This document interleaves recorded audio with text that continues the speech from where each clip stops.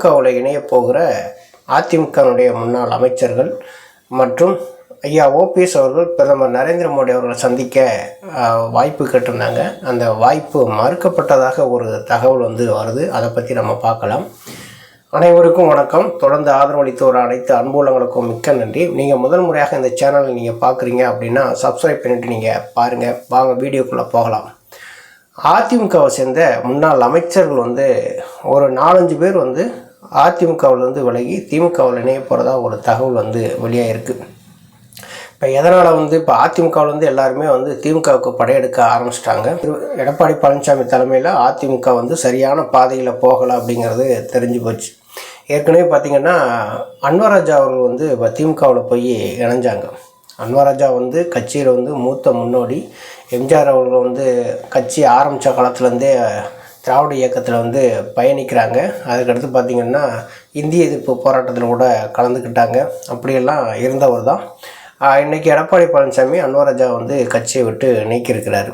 இப்போ எடப்பாடி பழனிசாமி சொல்லி பார்த்தீங்கன்னா அவர் நேரத்துக்கு தகுந்தமாக மாறக்கூடியவர், நிலையாக இருக்கவும் மாட்டார்.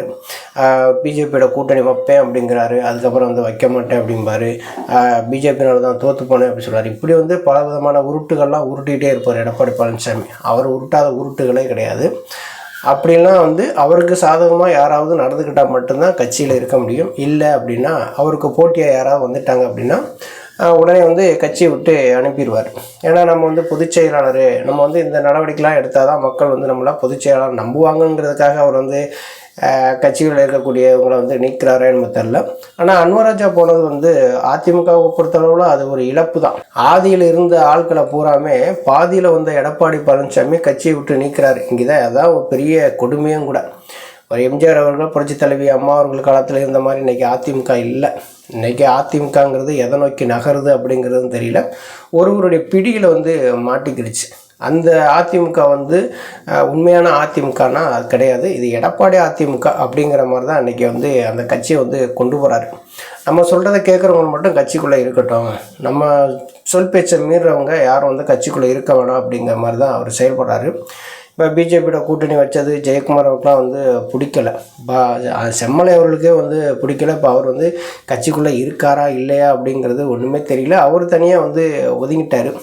அன்வர் ராஜா ஓப்பனாகவே ப்ரெஸ் மீட்டில் சொன்னார், புரட்சி தலைவி அம்மா அவர்களுடைய கொள்கை கோட்பாடுக்கு முரணாக இன்றைக்கி எடப்பாடி பழனிசாமி செயல்படுறாரு அப்படின்ட்டு. இதை விமர்சித்த உடனே தான் எடப்பாடி பழனிசாமிக்கு கொஞ்சம் இதாகி போச்சு. என்ன நம்மள்கிட்ட இருந்துக்கிட்டு இப்படி பேசுகிறாங்களே, நம்ம கூட்டணி வச்சுட்டோம், இந்த கூட்டணி ஏன் வச்சுன்னு சொல்லி நம்மள்கிட்ட கேட்குறாங்க அப்படின்னு சொல்லி நினச்சதுனால தான் அன்வர் ராஜா கட்சியை விட்டு நீக்கினது. இப்போ அன்வர் ராஜா இருக்காருன்னா அவர் தொடர்ந்து அதிமுகவில் நீடிச்சிருக்கிறாரு. இப்போ புதுசாக போய் ஒரு கட்சியில் போய் சேர்றதை விட அதனுடைய ஒரு மதச்சார்பற்ற சித்தாந்தத்தோடு இன்றைக்கி திராவிட சித்தாந்தத்தோடு இருக்கக்கூடிய திமுகவில் போய் இணைகிறது எவ்வளோ மேல் அப்படிங்கிற மாதிரி தான் இருக்கிறார். ஜெயக்குமாருமே அந்த மிகப்பெரிய அளவில் ஒரு வருத்தத்தில் தான் இருக்கார் எடப்பாடி பழனிசாமி மேலே. எடப்பாடி பழனிசாமி ஒரு எந்த நிகழ்வுகள் கடந்தாலும் ஜெயக்குமார் அவங்கள்ட்ட ஆலோசனை கேட்கறது கிடையாது. முந்தி பார்த்திங்கன்னா ஜெயக்குமார் இல்லாமல் எந்த இடத்துக்கும் எடப்பாடி பழனிசாமி போக மாட்டார். இப்போ பொதுச் செயலாளர் பதவியை தேர்ந்தெடுக்கிறதா இருக்கட்டும், அதுக்கடுத்து செயற்குழு பொதுக்குழு கூட்டதாக இருக்கட்டும், அந்த இடத்துல ஜெயக்குமார் இருக்கணும். அப்படி ஜெயக்குமார் இல்லை அப்படின்னா எந்த மீட்டிங்குமே போட மாட்டார்.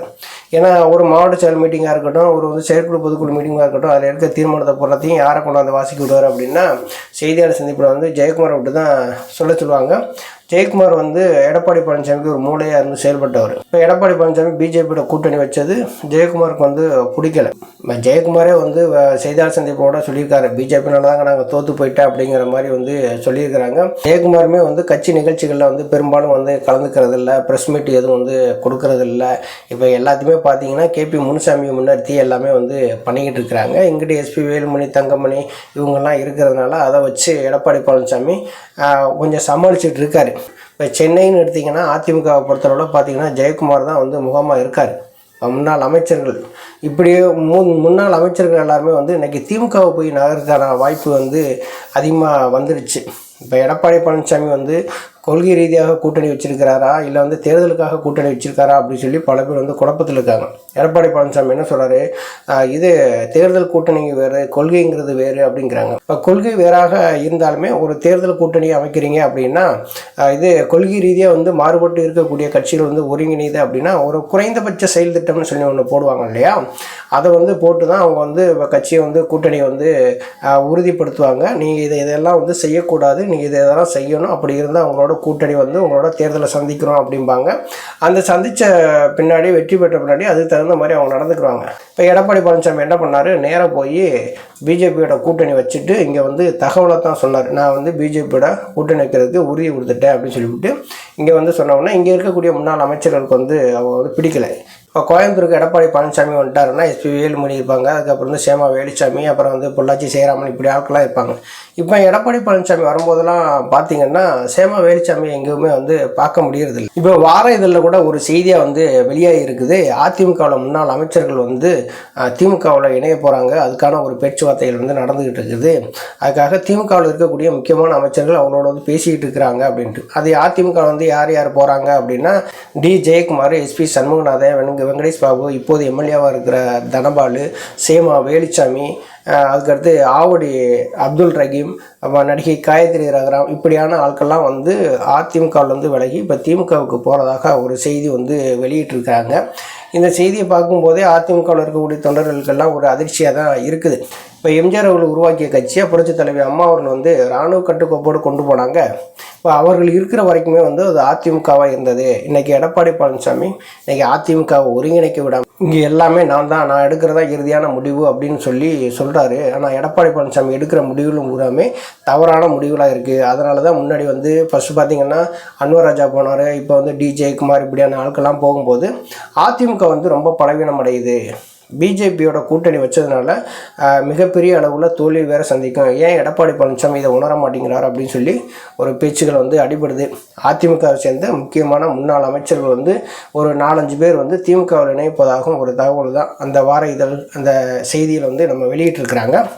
அடுத்து பார்த்திங்கன்னா ஐயா ஓபிஎஸ் அவர்கள் வந்து பாரத பிரதமர் நரேந்திர மோடி அவர்களை சந்திக்கிறதுக்காக ஒரு கடிதம் ஒன்று எழுதியிருந்தாங்க. சந்திக்கிறாங்களா சந்திக்கலையா அப்படிங்கிற மாதிரியான ஒரு பேச்சுகள்லாம் வந்து அடிபட்டது. ஓபிஎஸ்க்கு வந்து வேறு ஆப்ஷனே கிடையாது. இது அமித்ஷா அவர்களும் வந்து 2 தடவை தமிழ்நாடு வந்தாங்க, ஓபிஎஸ் வந்து கண்டுக்கிறல.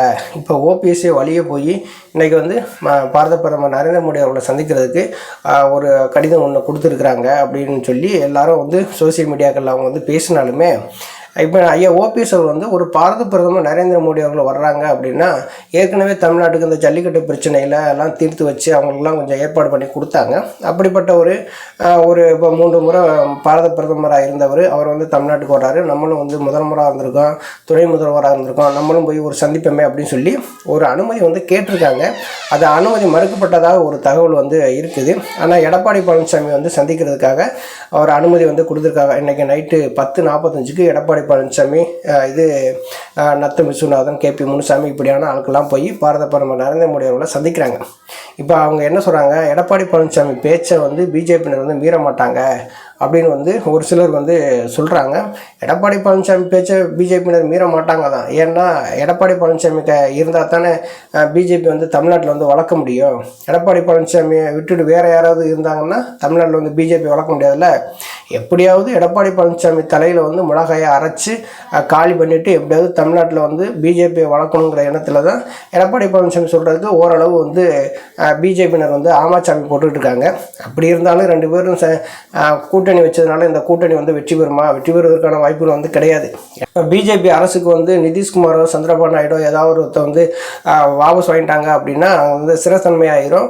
பிஜேபி வந்து ஆட்சி இழக்க வேண்டிய சூழ்நிலை ஏற்படும். அதிமுகவோட கூட்டணி நம்ம வச்சோம் அப்படின்னா கண்டிப்பாக நம்ம வந்து ஜெயிக்க முடியாது. பிஜேபிக்கும் நல்லா தெரியும், அதிமுகவுக்கும் தெரியும். பிஜேபியோட உள்நோக்கமாக கூட இது இருக்கலாம் இல்லையா. அதிமுகவோட கூட்டணி வச்சு அதிமுகவை தோக்கடிச்சிட்டு திமுகவை நம்ம வெற்றி பெற வச்சிடணும், ஆட்சிக்கு வந்துடுவாங்க. இப்போ இங்கே வந்து இப்போ நம்ம கூட்டணியில் இருக்கக்கூடிய கட்சிகள் யாராவது ஒருத்தர் வந்து வாபஸ் வாங்கிட்டாங்க அப்படின்னா திமுக கிட்டத்தட்ட 22 எம்பிக்கள் இருக்கிறாங்க, அவங்கள வச்சு நம்ம வந்து அரசை நடத்திடலாம் அப்படிங்கிற எண்ணத்தில் கூட அவங்க வந்து செயல்படலாம். இப்போ எடப்பாடி பழனிசாமி தான் எதுவுமே புரிய மாட்டேங்குதே தவிர பிஜேபி வந்து பிளான் போட்டு தான் எல்லா வேலையுமே வந்து செய்கிறாங்க.